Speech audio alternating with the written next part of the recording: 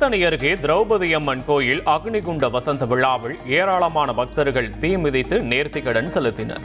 திருவள்ளூர் மாவட்டம் திருத்தணி காந்தி நகரில் உள்ள திரௌபதி அம்மன் கோயிலில் கடந்த மார்ச் 27 தீமிதி திருவிழா கொடியேற்றத்துடன் தொடங்கியது. 18 நாட்களாக நடைபெறும் திருவிழாவின் சிகர நிகழ்வான தீமிதி திருவிழா நடைபெற்றது. இதில் 5000க்கும் மேற்பட்ட பக்தர்கள் மஞ்சள் உடை அணிந்து தீமிதித்து நேர்த்திக்கடன் செலுத்தினர்.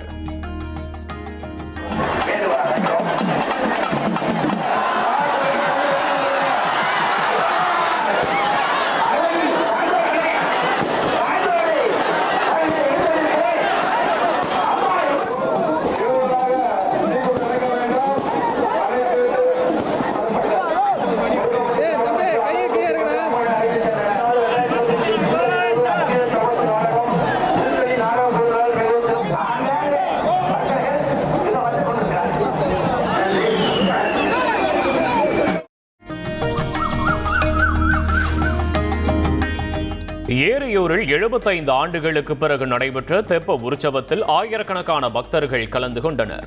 சிவகங்கை மாவட்டம் திருப்பத்தூர் அருகே மயில்ராயன் கோட்டை நாடு ஏரியூர் கிராமத்தில் அமைந்துள்ள ஸ்ரீமலை மருதீஸ்வரர் கோயில் தெப்ப உற்சவ விழா வெகு விமரிசையாக நடைபெற்றது.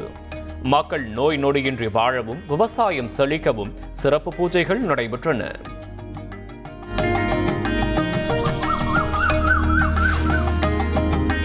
திண்டுக்கல்லில் அமைந்துள்ள ஆஞ்சநேயர் கோயிலில் தமிழ் வருட பிறப்பை முன்னிட்டு சிறப்பு பூஜைகள் நடைபெற்றன. திண்டுக்கல் மாவட்டம் சின்னாலப்பட்டியில் அமைந்துள்ள ஸ்ரீ அஞ்சலி வரத ஆஞ்சநேயர் திருக்கோயிலில் தமிழ் வருட பிறப்பை முன்னிட்டு சிறப்பு அலங்காரம் நடைபெற்றது. பல்வேறு வகை பழங்கள், வெண்ணெய் உள்ளிட்டவைகளை கொண்டு ஆஞ்சநேயருக்கு அலங்காரம் செய்யப்பட்டதை தொடர்ந்து பக்தர்கள் அருள் பெற்று சென்றனர்.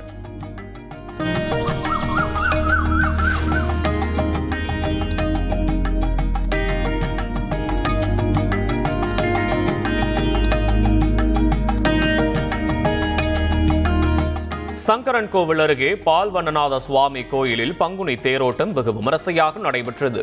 தென்காசி மாவட்டம் சங்கரன்கோயில் அருகே உள்ள கரிவலம் வந்தநல்லூர் பால்வண்ணநாத சுவாமி கோயிலில் பங்குனி உற்சவம் நடைபெற்றது.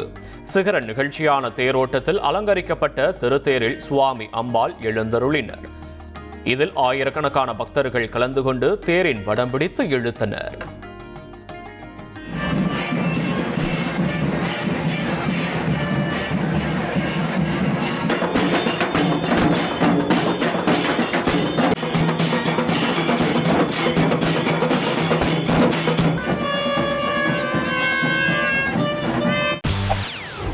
செய்திகளை உடனுக்குடன் தெரிந்து கொள்ள உடனே சப்ஸ்கிரைப் பண்ணுங்க.